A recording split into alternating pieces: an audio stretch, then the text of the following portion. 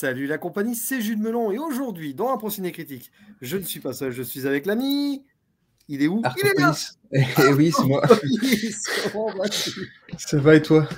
Ma foi, fort bien, parce qu'on a décidé, alors ça fait quelques mois maintenant, que pour ces 50 ans, on parlerait donc en ce mois de mai 2023 d'un film polonais qui était très cher, qui m'a Ouais, donné envie de découvrir il y a un petit moment maintenant, ouais, ouais. intitulé La Clepsydre, ou en version originale Sanatorium pod Clepsydra. J'essaye de faire l'accent à peu près, hein. Qui est adapté d'ailleurs d'un roman, ou même compilation de nouvelles, hein, je crois, de Bruno Schulz, qui était aussi polonais, qui s'appelle Le Sanatorium au croque-mort, et réalisé ici par Wojciech Has, qui avant déjà avait fait le très réputé Le Manuscrit trouvé à Saragosse, qui est un des films de chevet de Scorsese, et qui a frappé fort probablement en 1973, donc avec La Clepsydre, que j'ai découvert donc là pour l'occasion, et qui alors réunit au casting des acteurs polonais, ça c'est très certain, mais dont un quand même, Jan Nowicki, qui a eu la particularité de tourner avec le Big Four du cinéma polonais de cette époque-là, Oui. avec Andrzej Wajda, Jerzy Skolimowski ou encore Andrzej Żuławski. Rien que ça. Donc il a fait vraiment on va dire ici, dès le début de sa carrière d'ailleurs, et c'est lui qui joue le rôle principal, celui de Joseph. Et l'histoire est très simple sur le papier. Sur le papier, elle est très simple. Donc Joseph arrive dans un train, c'est très mystérieux, c'est macabre, hein, il y a quelque chose en tout cas, pour vous rendre visite à son père qui est soigné dans un étrange aussi sanatorium. Sauf qu'en arrivant dans ce sanatorium, déjà par une porte dérobée ou par la fenêtre, il rentre, il y a aussi tout un truc là-dessus, on apprend que son père est mort, ou vivant, ou entre les deux. C'est un peu le père de Schrödinger, quoi, qui est à la fois vivant et à la fois mort. Et en rencontrant son père, il va aller plus loin, parce qu'il va clairement essayer d'être ici à la quête du père, en remontant dans ses souvenirs, dans son passé, dans ses fantasmes, dans ses illusions. Et dans ce sanatorium, nous allons ici être plutôt dans le théâtre du subconscient du personnage de Joseph. Et très vite, on va arrêter de se demander ce qui est vrai ou ce qui est faux, de toute façon, et on va profiter du voyage. C'est un véritable voyage, une errance à la fois consciente et inconsciente. Et ça va durer comme ça 2 heures. Oui, un peu plus de 2 heures. Et à la fin, j'allais dire, on fera une petite zone spoiler pour la fin, non, pour la toute fin. On revient un petit peu là où on était parti. Mais est-ce qu'on part vraiment dans ce film? C'est ça la question, parce qu'il y a multiples interprétations qu'on peut faire. Mais au-delà des interprétations, j'ai déjà envie d'avoir ton ressenti et ton rapport avec ce film qui fête ses 50 ans.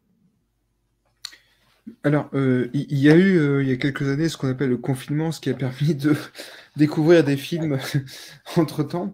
Et donc, je cherchais ce film dont on avait déjà parlé, je ne le trouvais pas. Et en fait, je me suis rendu compte qu'il était sorti en France, donc il est sorti chez Malavida Ouais. en DVD.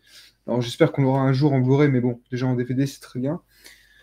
Donc je voulais le voir parce que je sais même pas pourquoi je voulais le voir. Je crois parce que l'affiche m'avait pas mal impressionné parce que il y a plusieurs affiches du film et il y a une affiche polonaise qui est magnifique avec une tête de mort Ouais. des trucs C'est vraiment ces affiches. un artiste polonais d'ailleurs, Oui, c'est qui a ça. fait exprès. C'est un peintre, hein, je crois, hein, il me semble, hein. Oui, tout à fait. Bah, de toute façon, je crois, si je dis pas de bêtises, que c'est vraiment un peintre qui a bossé sur la plupart des grandes affiches polonaises de science-fiction, voilà. Donc il y a son style qui se retrouve souvent même dans les affiches polonaises de films étrangers à la Pologne. Et vraiment, bah, c'est magnifique. Enfin, donc là, c'est pour décrire un peu l'affiche, c'est un crâne avec un seul œil et des vers dans la bouche. Enfin, c'est assez impressionnant. Et, euh, et moi, le film, bah, j'ai un rapport assez important, c'est-à-dire que c'est un film bon, qui est un peu fait pour moi, c'est-à-dire que c'est un film d'errance mémorielle dans une espèce d'enchaînement de visites de lieux et de lieux surtout abandonnés. Enfin, il y a un mélange entre les deux à chaque fois. C'est assez marrant parce que, comme tu disais, c'est vrai que on ne sait pas trop où on va. Même si pour le coup, il y a quand même une espèce comment dire, de logique Oui. interne.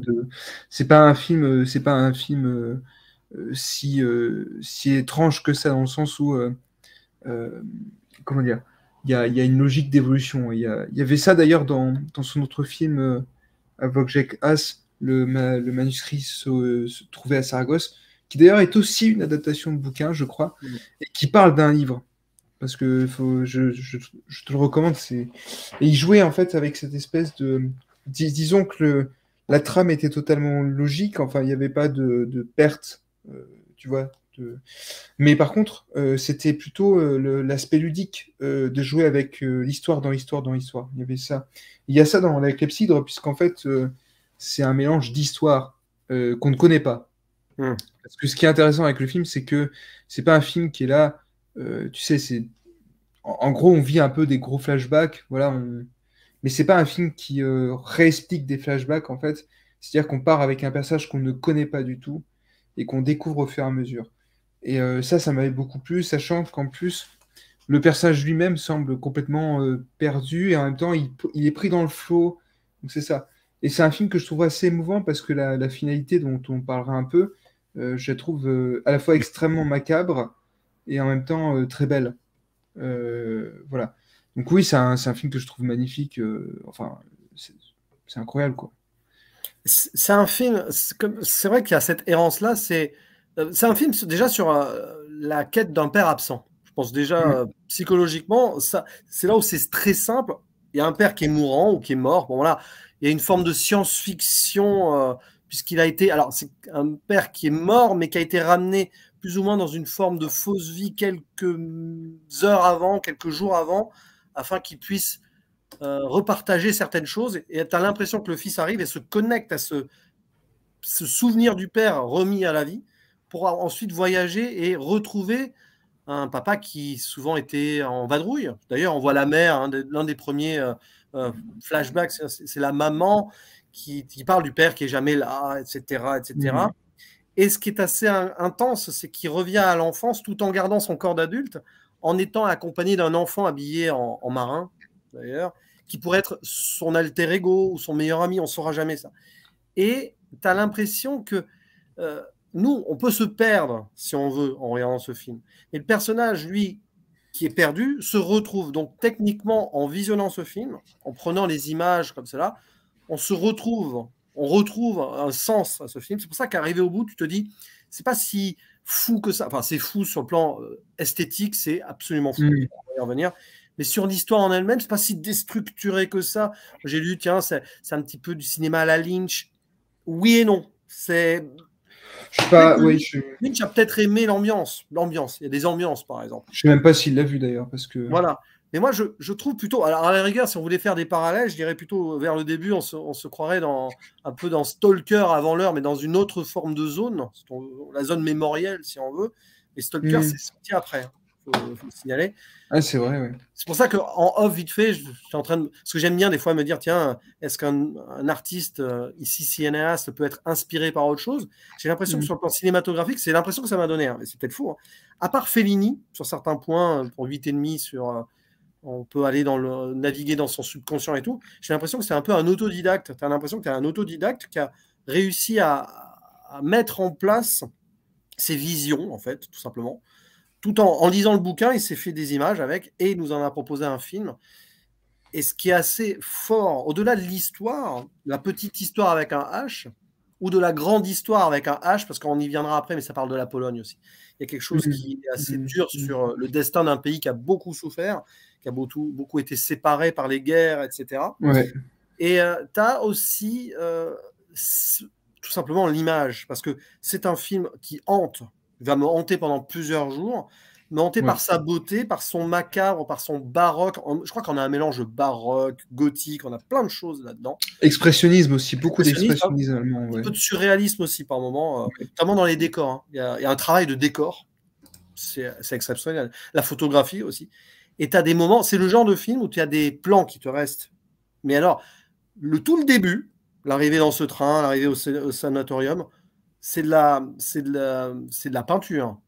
La fin, Mm. forcément, l'écho avec la fin, avec les cierges et tout en plus. as l'impression de naviguer dans un autre monde. D'ailleurs, je me suis posé la question, est-ce que ce sanatorium existe ou est-ce qu'il a été construit pour le film? Parce que s'il existe, je pense que vous pouvez vous cotiser pour payer un billet d'avion à l'ami Artopolis, il va nous en faire un film là-bas. C'est un lieu Je ne pas extraordinaire. compte du tout. En plus, Mais c'est le lieu clé parce que tout se passe dedans. Tu as l'impression que le sanatorium devient le théâtre en fait de ces visions. Je sais pas. En tout cas, je pense, si vous connaissez Artopolis sur sa chaîne, vous pouvez voir ses métrages. Je pense que c'est un film qui t'a donné aussi envie de faire du cinéma, encore peut-être plus que d'autres. c'est totalement vrai. Sachant que je lis un truc, mais on parle de pont avec des cinéastes, alors je n'ai pas fini de lire le livre, mais je me demande si même Kiyoshi Kurosawa n'a pas vu le film, parce qu'en fait, Oui, oui, oui. il y a même le début, en fait, et je dis ça parce que après, peut-être que puis Kurosawa s'inspire d'autre chose, mais ce qui est intéressant, c'est que le film, en tout cas, est un film jumeau de certains aspects de Kurosawa, parce que, bon, déjà, il est question de la mémoire, il y a autre chose, c'est l'ouverture du train, Ouais. je trouve incroyable, où le réalisateur assume le fait que ce qu'on voit, l'extérieur du train qu'on voit, c'est un écran. C'est fou. Et comme Kurosawa, parce que chez Kiyoshi Kurosawa, tu as souvent des séquences de basculement où les personnages sont dans des moyens de transport, des voitures, des cars, des trains. Et en fait, il assume, pareil, cette espèce de virtualité du décor, où en fait, on voit le défilement du paysage dans le lieu, enfin dans la voiture, dans tout ce que tu veux. Et c'est étonnant. Il y a un autre truc, parce que là, j'en profite pour lire le petit fascicule qu'il y a avec le DVD. Là, je vois un truc assez intéressant, c'est que effectivement, il y a un basculement en fait d'une espèce d'errance chronologique, enfin d'un passage du temps chronologique à une temporalité virtuelle. Et c'est vrai, et labyrinthique. Et en plus, il y a une séquence, et j'avais totalement oublié dans le film, et ça, c'est un truc qui m'a frappé, et c'est un truc qu'on retrouve chez Kurosawa, c'est qu'il y a un dédoublement de personnalité, puisqu'en fait, il voit son double qui réentre dans le sanatorium, Dès le début, ouais. et c'est le double en fait qui voyage, c'est pas le personnage qu'on voit, il me semble, si je dis pas de bêtises. Et c'est ça. C'est vrai que, en fait, pour resituer, il arrive au sanatorium avec sa mallette ou je sais pas quoi. Il essaye de rentrer, la porte est murée. Grande porte, hein, sorte de manoir, etc. Il rentre par la fenêtre. Hop, voilà. Puis bon, il rencontre le docteur, infirmière, qui sont très étranges. J'ai l'impression que c'est même pas des vrais êtres humains. Oui. Peut-être que ça renvoie après aux mannequins qu'on voit dans le film. Oui, je pense à ça. Il y a plein de ça. Et puis, bon, il voit le père et tout. Puis après, il voit par la fenêtre et il se voit à nouveau arriver. Et là, lui, il passe par la porte, guidé par l'enfant, guidé par l'enfance. Peut-être que, en fait, la clé se trouvait dans les souvenirs et elle a accepté de revenir à l'enfance. Je pense que pour moi, c'est d'une clarté absolue. C'est que quand il voit son père dans cet état, qu'il s'offre la possibilité de remonter dans ses souvenirs. Donc, il se voit son autre lui qui a déjà accepté, grosso modo, ou qui aurait dû accepter depuis longtemps le deuil du père, peut-être. Hein. Puis il peut passer cette porte. Il ne peut pas la passer d'abord, il la passe après. Et au final, peut-être que celui qui rentre au début, son histoire s'arrête là. Et après, on voit vraiment celui qui a accepté. Et peut-être qu'il se fantasme à l'idée de qu'est-ce qui m'arriverait si j'avais accepté plus tôt. Qu'est-ce qui me... T'as l'impression que... Et c'est pour ça que ça fait une forme de boucle après. Hein, pour pas Puis l'enfant qui l'accueille, c'est un petit peu lui-même. Enfin, c'est vraiment oui, je pense. Il s'appelle pas comme lui. Il s'appelle pas comme lui. Il a un autre prénom, Rudolf, mais c'est peut-être son meilleur pote. Alors c'est le lien intangible positif avec l'enfance, je pense.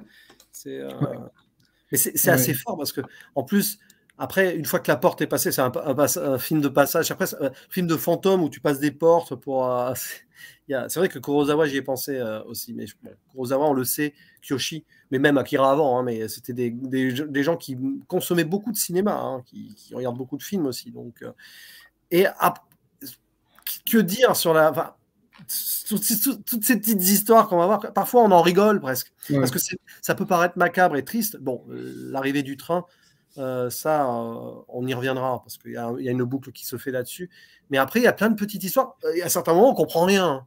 Tu es là, bon... il y a une sorte de perte. À moins de s'y connaître en histoire, à un moment, je crois qu'il y a un empereur austro-hongrois, François, je ne sais plus trop quoi, plein de personnages historiques, une bataille, il réanime des mannequins pour qu'ils fassent la guerre. Ça, c'est incroyable, cette séquence. Il y a littéralement un mannequin qui représente celui qui a assassiné l'empereur d'Autriche Oui, pour la qui a Première Guerre déclenché mondiale. la Première Guerre mondiale. Ouais, c'est Ça, ça. c'est vraiment assez étonnant. Enfin, il y a vraiment des choses. Euh, mais effectivement, je pense que le parallèle avec Stalker tout à l'heure n'était pas bête du tout, puisqu'en fait, les deux films retracent la mémoire d'une certaine façon Mm. de leur pays, celle de la Pologne. Donc, Et alors, je sais pas si on n'a pas la Pologne de la Deuxième Guerre mondiale, ça s'arrête à Alors, la Première Guerre presque. mondiale. En fait, le roman a été écrit en 37. Donc Ah, ok. déjà une époque où de toute façon les Polonais subissaient, hein, je pense déjà que les nazis commençaient malheureusement, de toute façon, dans cette idée-là, il y a déjà cette menace prégnante que je pense Haas a mise en place encore plus dans ce film, puisqu'on Avec la voit, mort, ouais. il est d'origine juive, hein, je crois, enfin, il est de confession juive, hein, le réalisateur, l'écrivain Mm. l'était aussi, et il y a cette idée aussi de euh, cette errance du peuple juif suite à ce qui s'est passé. Et on Ouais, voit pas c'est mal de vrai. moments où... C'est pour ça que le début, tu pourrais presque penser au train de la mort, hein. Presque. Il y a... Mais attends, mais oui, mais l'esthétique du sanatorium, ça fait penser à un camp Aussi. d'extermination. Enfin, il y a quelque chose de. C'est C'est là où gris. je pense que, tu vois, c'est là où je pense que Haas, il a pris le bouquin en main et il a fait un écho encore supplémentaire Mm. après la mort donc de Bruno Schulz. Ce qui s'est passé est encore plus terrible derrière, et il a rajouté cela sur déjà une base. Et puis, ça Mm. convoque aussi l'origine, enfin, l'histoire de la Pologne, dans le sens, c'est un pays qui s'est cherché, qui a été composé de plusieurs choses, qui aujourd'hui est plus catholique, d'ailleurs, dans sa confession globale. Et c'est un pays qui mélange beaucoup d'origines religieuses. Et je pense Mm. qu'ici, il a questionné aussi le déclin, si on veut, du peuple juif dans son pays. Alors, c'est assez paradoxal parce que toutes ces danses un petit peu hébraïques qu'on peut voir par moments, ou ces petites festivités, finalement, on montre quand même le côté positif. Parce que dans le passé du personnage principal, c'était encore la joie, c'était encore un peu la naïveté, etc. Et très vite, on sent que tout cela a disparu, quoi. C'est un Mm. petit peu le message du film. C'est pour ça que je pense que Haas a mis beaucoup de lui aussi. Si s'est intéressé au bouquin, c'est qu'il a senti de lui, de toute façon. On ne peut pas faire un film comme ça si l'histoire de base ne nous touche pas et si on ne se retrouve pas dedans. Donc je pense qu'il y a de ça aussi. Et c'est pour ça qu'on parlait de la grande histoire avec un H, parce qu'il faut s'y connaître aussi probablement sur l'Empire austro-hongrois avant. Je pense qu'il y a beaucoup de choses là-dessus. Tu as même à un moment une référence à la colonialisation aussi, parce que tu as un éléphant, tu as des trucs. T'as Ouais, des c'est trucs vrai que. hallucinés quand même. T'as des femmes un petit peu dénudées, tout ça. T'as le rapport du fantasme du jeune homme aussi, parce que le personnage principal, on s'adresse à lui comme un enfant hein, quand il est dans son Mm, passé. mm, Et bien sûr. c'est aussi la découverte, c'est la découverte de la vie. Hein. En revenant dans le passé, il y a plein de choses. Évidemment, au premier visionnage, je ne sais pas si toi tu l'as revu depuis. Tu l'as vu J'ai revu pas plus tard qu'hier. Oui, oui, oui, il y a des au choses. deuxième visionnage, tu dois ressentir des trucs en plus. En fait, Bah, il y a j'avais tellement de oublié en richesse fait. derrière. Et j'avais oublié qu'en fait, il y avait autant Ah oui. d'aspects macabres. Il y a constamment des gros plans sur des crânes, des Oui. cadavres. J'avais oublié qu'en fait, le film était extrêmement violent. Mais en fait, je trouve que il a une atmosphère qui est quasiment proche de celle du film d'horreur par moment, Hum. avec de la maison hantée, etc. Et il y a un truc. Moi, je crois que la séquence qui me fait toujours aussi peur, c'est. Enfin, je sais pas, c'est plutôt une peur émotionnelle, enfin émotionnelle, dans le sens où c'est vraiment un truc. L'idée est terrifiante, c'est l'automate qui chute et Ah, qui a son visage qui s'ouvre, on voit le sang qui sort de son œil, enfin, en fait, tout ce que sous-entend la séquence est assez horrible et évoque peut-être presque aussi le nazisme dans un sens, puisque c'est un scientifique qui fait des expériences bizarres avec. Alors, c'est des corps, hein, à première vue, enfin, c'est ça, c'est ce qui est sous-entendu, c'est des vrais corps oui.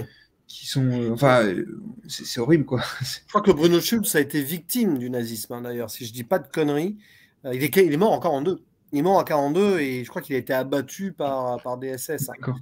Donc ça veut dire, il y a peut-être aussi d'ailleurs 5 ans se sont déroulés entre la publication de ce roman qui a été adapté et la mort de l'auteur. Je pense que Wojciech Haas a voulu rendre hommage aussi, enfin montrer ce qui a pu se passer après dans la vie de l'auteur. Et je pense qu'il y a vraiment un focus, en effet, sur cette... rendre encore plus macabre les choses par rapport... Parce que limite, l'histoire polonaise que Schulz a décrit dans son bouquin est devenue encore plus sombre par la suite. C'est ça aussi le message. Et je pense que Wojciech Has aussi, il est conscient de quelque chose. Donc, il met en place un roman à l'écran. Et la première chose qu'il nous fait, c'est qu'il nous dit, regardez, vous allez voir du cinéma. Comme tu le dis, cet écran, on est à l'extérieur. En effet, c'est sûrement une image préfilmée qui est projetée en fait sur les vitres d'un train. Et en fait, on est conscient que le train, c'est dans un studio, que c'est faux. C'est pas ce que je veux dire. Mais pour autant, on est dans le théâtre. Je pense que c'est un film de la théâtralisation aussi de l'histoire. On a le théâtre du train, on a le théâtre du sanatorium. On peut imaginer d'ailleurs que le personnage principal va d'une pièce à l'autre et dans ces pièces, il se passe des choses qui s'animent. Et c'est fou ce premier plan avec l'oiseau comme ça, limite qui suspend son vol. D'ailleurs, c'est un truc, tu as presque deux temporalités différentes en fait sur l'extérieur et l'intérieur du train. Et d'où le titre, hein, parce que la clepsydre, ça paraît étonnant. C'est un film sur le temps qui passe, le temps qui est passé. Le temps qui est passé. Et pourquoi la clepsydre et pas le sablier? Ça qui est étonnant, parce que la fluidité du temps aussi. Parce que le sablier, c'est le sable, etc. Là, clepsydre, c'est du liquide. C'est de l'eau. Et l'idée de le liquide renvoie à la vie aussi. C'est le temps qui renvoie à la mort et à la vie. C'est pour ça que c'est un film qui jongle en permanence entre le pessimisme absolu, le macabre, mais aussi l'optimisme de la jeunesse, la naïveté, les petits moments un peu joyeux avec ces femmes plantureuses. Ça, c'est très félinien, ça d'ailleurs. Oui, il y a quelque chose de... C'est un peu le rapport à la mer aussi. Il y a ça dans 8,5 que j'ai vu pratiquement à 2 jours d'intervalle. Il y a clairement ça. Je ne sais pas si c'est revendiqué de Fellini ou pas, As, comme beaucoup de cinéastes à l'époque, j'imagine qu'un petit peu. C'est absolument fou.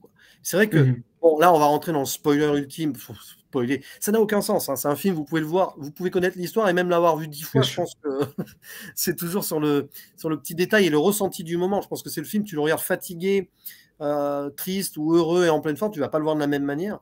Mais le spoiler ultime, c'est que c'est une boucle, ce film. Et donc, pour revenir à l'espace du train, il y a un contrôleur aveugle qui lui indique il faut que vous vous trouviez vous-même, en gros. Message. Et une fois qu'il s'est trouvé lui-même, après ce voyage, il devient ce contrôleur aveugle. Et à la limite, à un moment, je me suis dit ils vont le faire revenir dans le train avec lui à côté. Non. Il sort de là, et alors là, c'est un plan, mais il y a le sanatorium en fond. Et il y a le cimetière du sanatorium avec les cierges. Il sort d'une tombe, hein. Et il sort d'une tombe. C'est quoi? C'est la résurrection? C'est peut-être le message, si la Pologne reprend vie, va-t-elle être aveuglée par son passé? Je ne sais pas, on peut toujours imaginer. Et c'est terrible cette fin, en fait. Parce qu'à la fin, tu ne sais pas trop, c'est beau, mais on se demande quel va être le but de sa prochaine errance, en fait. De guider une autre personne vers son propre passé pour se reconnaître et enfin se trouver. Peut-être que c'est ça, en fait, le message du film, c'est peu importe ce qui a pu se passer, joie, tristesse et tout, là où vous avez vécu, ce qui reste de la mémoire et tout, trouvez-vous vous-même. C'est ça le principal. Mais la fin, avec ces cierges en plus, c'est un petit peu, ça pourrait faire nostalgie avant l'heure, mais... Ouais, la fin... Mais Tarkovsky a aimé ce film, j'en suis sûr. Je sais pas. Après, il faut savoir que Tarkovsky était un peu particulier en termes de jugement. Enfin, il n'était pas très... Je ne sais pas si c'est un film qui aurait pu plaire à Tarkovsky dans le sens où c'est extrêmement symbolique, plus symboliste que son cinéma. Donc, je sais pas. Mais en tout cas, oui, c'est un film qui n'est pas très loin, en tout cas dans le... Comment dire, dans le... Sur le visuel, surtout. Hein. Truc. Ouais, après, dans le visuel, c'est vrai qu'on est dans un truc encore assez particulier, c'est-à-dire qu'il utilise constamment une courte focale, donc on a l'impression qu'il est déformé, que tu vois, il y a... Ouais, ça fait un... Et les travelling, il y a quand même ces petits travelling à chaque fois. Tu commences une scène, limite, hop, il y a le personnage principal, et puis hop, il y a ce travelling, et il avance. D'ailleurs, il y a des moments... C'est rare que je fasse ça, mais dans des moments, je me suis dit, mais comment est placé le caméraman, l'équipe technique? Parce qu'il y a des moments, ça a dû être répété à l'extrême, parce que les décors sont tellement riches. Faire balader la caméra comme ça. C'est comme les moments des mannequins. Ces Ouais. scènes-là, plus d'une fois, tu vas te demander est-ce que c'est un truc automatique, un automate géré à distance, ou si c'est quelqu'un dedans. Je crois qu'il y a une scène où j'arrive pas à répondre à ça, en fait. Hmm. Je sais pas s'il y a quelqu'un dedans ou si c'est juste un automate. Mais c'est pas étonnant parce qu'en fait, il y a, il y a, il y a, il y a une impression de fluidité constante. Mais de toute façon, les transitions en elles-mêmes sont incroyables. Enfin, les transitions entre les lieux, notamment quand il passe sous le lit et qu'il se retrouve dans le village avec son père, etc. Notamment aussi le fait qu'il fasse un petit cut. euh, il ramasse de l'herbe, je crois. Je sais plus, il y a un truc avec un papillon.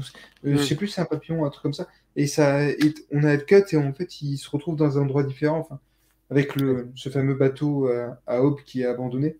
Et non, enfin vraiment, en fait, ce qui est assez intéressant dans le film, c'est que bon, déjà, c'est pas du tout des démonstrations techniques. À aucun moment, on n'est pas dans un truc dont pourraient souffrir certains films qui veulent jouer sur le plan séquence, sur Ah non, tout est les fluide. mouvements. Tout Tout est est fluide. fluide. Et il y a vraiment un truc qui, en termes de temps, change. Enfin, il y a une opposition entre le temps du début, le temps du monde un peu plus virtuel, entre guillemets, plus lié aux souvenirs et aussi aux pulsions. Hein. Et c'est ça qui est intéressant. Et c'est vrai que le plan final, moi, c'est celui qui vraiment me touche parce qu'il y a un truc. Parce qu'il perd son père. Hein. De toute façon, il disparaît, son père, en fait. Voilà, il y a ce truc-là. Et en même temps, il faut peut-être sortir de la tombe. Enfin, il faut passer par la mort pour pouvoir accepter un peu mieux la vie. C'est assez étonnant, ça. C'est vraiment un truc. Il perd son père. Son père était déjà perdu. De toute façon, on va prendre le Oui, en début. plus, j'ai Mais tu as perdu. même l'impression que ce personnage principal, il arrive comme un mort-vivant dans ce sanatorium. Il y a On presque dirait cette qu'il le... impression. C'est vrai, on dirait qu'il le perd une deuxième fois, surtout. C'est ça qui est Il assez perd les étonnant. derniers souvenirs. Enfin, en fait, ce qui est terrible, je pense que c'est ça qui est terrible, c'est que il se souvenait peut-être plus trop de son père. C'est pour ça qu'il va le voir et essayer de se remémorer. Et une fois qu'il s'est remémoré son père, il le perd vraiment à la fin. Ouais. Et je pense que le personnage principal, il s'est tellement identifié à ce père absent qui était assez inconnu à ses yeux, qui n'a jamais vraiment vécu. C'est peut-être ça le message aussi, c'est que la personne, elle arrive là, n'a jamais vraiment vécu. Et c'est pour ça, d'où l'idée de la renaissance à la fin, en fait. Mhm. Peut-être. Mais c'est vrai que l'idée du contrôleur aveugle, bon, il y a peut-être des rapports à la mythologie aussi là-dessus, à voir. Je ne sais pas si c'est comme ça dans le bouquin ou pas. La barque. Ouais. Ouais. Oui, Avec je vois très Virgile bien. aussi. Oui. Ça, c'était dans The House That Jack Built de Lars von Trier. Ça me fait penser. Ah oui. Oui, Oh, c'est la vrai. vache. Film très chargé. Mais il y a quand même à la fin, l'idée de ces cierges en plus. Et puis, c'est vraiment le film du détail. C'est que normalement, au premier visage, on s'en fout un peu et tout. Mais là, à certains moments, comme le film, il est fluide, il prend son temps. Sur les Mhm. plans, les voix, on prend son temps. Et on regarde les détails. Et là, tu vois, à la fin, je me dis, mais hein, est-ce que l'acteur, il a dû marcher à des endroits pour pas renverser les cierges? Tu te poses des questions presque idiotes, mais en fait, son cinéma ici sur ce film est tellement fluide et une certaine, enfin, c'est pas vraiment une ampleur, mais on avance quoi et on voit. C'est le genre de film où on prend le temps de voir et de ressentir. Et on n'en a pas beaucoup des films comme ça, mine de rien, quand on y pense. Il y a quelque chose, il y a une ambiance qui est assez rare dans ce film. C'est pour ça que je rapproche un peu à Tarkovsky, parce que Tarkovsky a des moments comme ça aussi, Ouais, c'est vrai où qu'il y a il est des. imprégné et on prend tout, en fait. On prend tout. Oui, oui, je suis d'accord parce que c'est vrai que comment dire, la façon de travailler la narration et surtout le cheminement émotionnel du personnage est assez intéressant parce que c'est vrai qu'on semble être autant perdu que lui, et en même temps, Mm. je pense que c'est assez rare de voir des films effectivement où le personnage se prend au jeu en fait de cette espèce de perdition parce qu'il s'y amuse, enfin, il se pose pas des questions, c'est ça qui est assez étonnant, on a l'impression qu'il sait en fait très bien ce qui se passe. C'est pour ça que le dédoublement est intéressant parce que Ouais. Parce que c'est le comme premier si personnage qui arrive, il n'accepterait pas. En fait, là, il n'y a pas non, d'acceptation. Le premier personnage, il est il essaie de rationaliser le tout. Et il se voit arriver, et c'est le personnage qu'on suit, c'est celui qui accepte. C'est l'idée de l'acceptation, en oui, fait. c'est comme si, oui, c'est ça, c'est comme si en fait on avait une sorte de doppelganger un peu qui s'est extirpé du personnage qui va vraiment. De la Black Lodge, c'est ça? Ouais, c'est ça. C'est là où Et- là, on va revenir à Twin Peaks après. Non, mais en soi, peut-être. Twin Peaks de Return pourrait, mais c'est l'idée. Là, je pense qu'on est dans la psychanalyse. Par exemple, Lynch, il a peut-être jamais vu ce film, mais il y a des liens de psychanalyse qui reviennent, qui sont en commun avec la clepsydre, par exemple. Je pense que de toute façon, entre les films qui évoquent des errances virtuelles de rêve, etc., on va retrouver peut-être des aspects. euh, ça serait pas étonnant dans le sens où lorsqu'on fait un rêve, c'est effectivement totalement décousu, il n'y a pas de logique. Enfin, il y a une logique, mais elle est pas proche de celle du monde réel, quoi. C'est ça. Là, c'est pas vraiment, pour le coup, du coup, c'est pas vraiment le rêve, c'est vraiment la réminiscence. Et c'est même pas un rêve, c'est le retour. Mais c'est mélangé entre les deux parce que il y a Ouais. comme des choses extrêmement métaphoriques, tu vois. Ah oui. C'est vrai que c'est assez étrange.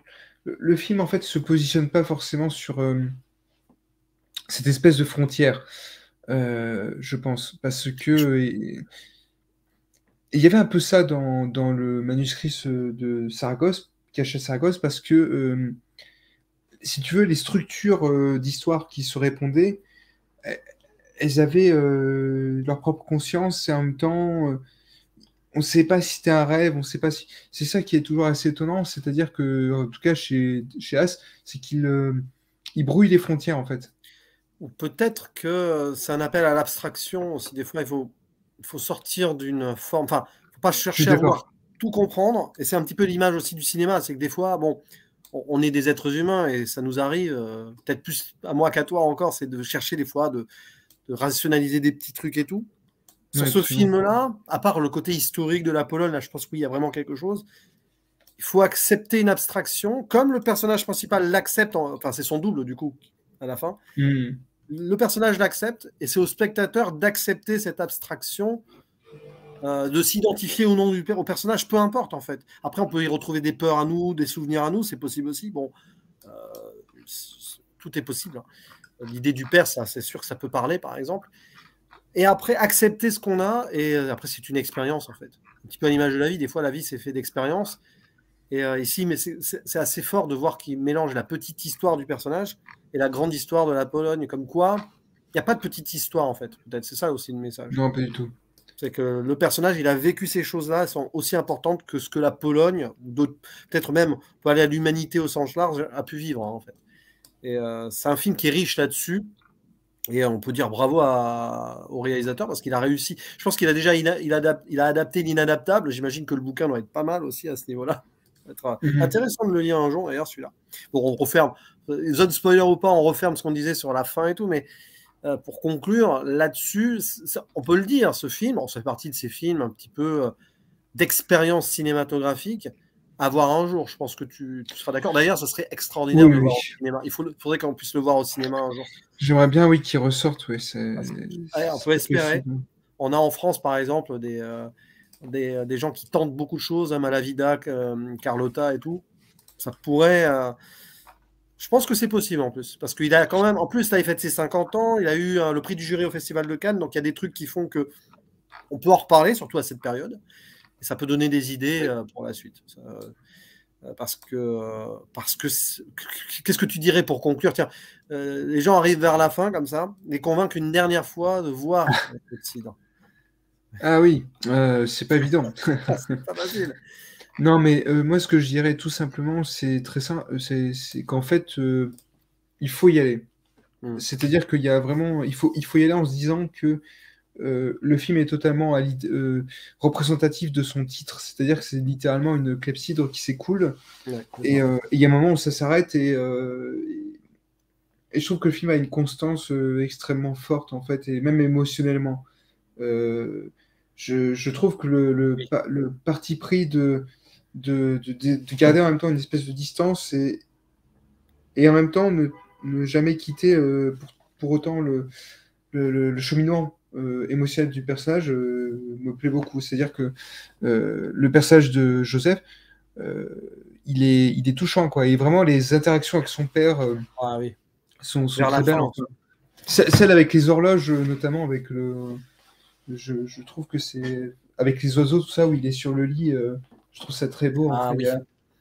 Le paradis, c'est une représentation d'une forme de paradis presque. ouais, C'est il y des a un oiseaux truc comme ça.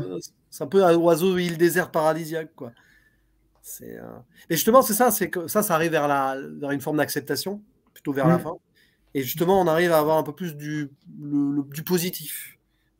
Mais comme tu l'as dit, La Clepsydre, hein, c'est un film qui s'écoule. Et en plus, la mise en scène s'écoule aussi. C'est quand même Oui, qui s'écoule bien. Hein. c'est pour ça, hein, parler de ces plans qui. Ça, c'est d'une fluidité extraordinaire, même tu l'as un peu mentionné, dans les transitions. Et c'est pas des transitions Mm. genre t'as pas l'œil non plus, tu vois. J'allais dire, Non. mais pourtant, j'adore ce réal, hein, tu le sais. C'est pas des transitions à la Spielberg, même si on aime beaucoup. Tu sais, quand il fait des hop, et t'as le plan d'après. Il y en a beaucoup dans Indiana Jones, par exemple. Ah oui, oui, oui, je vois bien. Bon, mais on aime ça aussi parce qu'il a le regard et tout. Bah, Là, c'est une c'est autre manière. une autre façon de voir le. C'est pas des transitions sur un objet particulièrement. C'est parfois tu passes d'un décor à un autre, tu sais pas trop. Et là-dessus, 8,5 de Fellini, il joue beaucoup, très très bien là-dessus aussi Il faut d'ailleurs. que je le vois. Il y a Mais par quelque chose. contre, je note un truc dans le film, c'est quand même cette histoire de. Les transitions sont surtout construites autour du décor. Et Oui, le décor est. C'est ça qui fait que peut-être le film fonctionne si bien et touche. C'est que le décor est vraiment en phase avec le personnage. Il y a pas d'opposition entre l'histoire et le décor. C'est et vraiment un film de ouais. décor, quoi. Et tu pourrais C'est... presque imaginer une adaptation en pièce de théâtre. Bien sûr, mais de toute façon, il y a le fonctionnement tu sais, de passage de décors comme ça, où c'est vrai, on a plusieurs actes et chaque décor correspond à un acte en particulier. Enfin, c'est vrai que c'est Ouais. assez intéressant cette structure qu'il y a dans le film. Et sans surprise, l'un des décorateurs, qui s'appelle Jerzy Skarzinski, je viens de vérifier, est un peintre et il a beaucoup travaillé au théâtre. Je pense qu'on a compris l'idée. C'est Hmm. lui qui a aussi fait d'ailleurs, je crois, l'affiche. À vérifier, mais c'est Ah lui qui a fait oui, l'affiche. Et c'est un monsieur qui a beaucoup travaillé au théâtre et qui faisait des peintures aussi. Donc, et il a bossé sur le manuscrit trouvé à Saragosse. Disons s'il doit des aspects visuels, même si c'est en noir et blanc, hein, je crois, le manuscrit trouvé à Saragosse. ouais, Ouais, mais parce on que, retrouve, ouais, on n'a pas on parlé des retrouve couleurs, mais des. les couleurs dans ce film aussi. D'ailleurs, la photographie par Witold Sobochinski, j'ai envie de les citer parce que, voilà, lui aussi, gros travail hein, de lumière. Ah bah, c'est magnifique, il y a une opposition entre la. Bon, un truc encore Tarkovskien, entre guillemets, mais il y a une opposition entre la couleur de l'intérieur du sanatorium et ensuite le sanatorium qui commence à être investi par. Par les souvenirs, Parce ouais. qu'il y a ça aussi, il faut le dire, il y a vraiment cette idée que le sanatorium, il sert de, de passerelle. Puisque, par C'est ça. exemple, le moment de la danse ou le moment du village intérieur, c'est fait dans le sanatorium. C'est le sanatorium qui devient un moment un village à l'intérieur et ensuite il y a un village à l'extérieur. C'est C'est pour le la scène de passage. la danse. La scène de la danse. Ouais, C'est oui. dans le sanatorium encore. Et On peut c'est. pas encore penser à Fellini, du coup, là.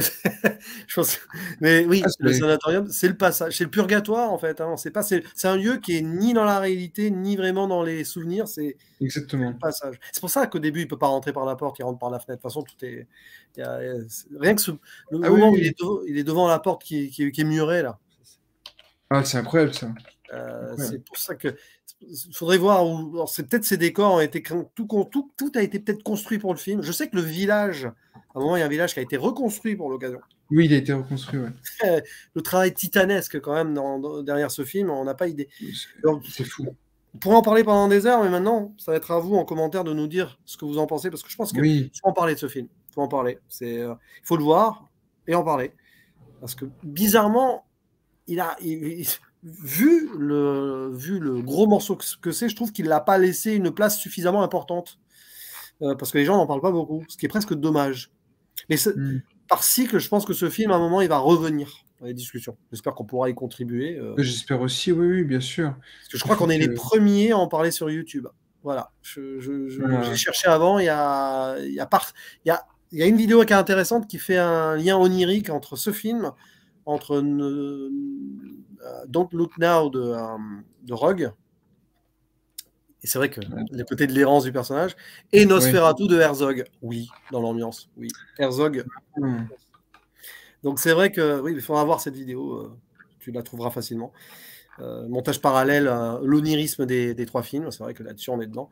Mais voilà, à vous la parole et on en discute ensemble. La clepsydre, c'était un plaisir d'en parler avec toi, mon cher Artaud. Enfin, une vidéo en duo sur ma chaîne. Parce que là, on a fait des podcasts, qui est pareil. C'est pareil. Et là, on nous a vu gesticuler dans tous les sens. Ça change. De toute façon, ça s'écoute en podcast, hein, tout ça. Et à bientôt pour de nouvelles aventures. Parce que le cinéma, très bientôt, oui. C'est une aventure qui ne se termine jamais. À l'image de la clepsydre, oui, bon, ça prend fin, mais on peut la retourner. Ça recommence. C'est le plus important. Le cinéma ne termine jamais. Il suffit de retourner la clepsydre. Il ne cesse c'est un éternel retour de la fiction. En tout cas, il ne reste plus qu'à faire le mot de la fin. À la prochaine. Ciao. Ciao.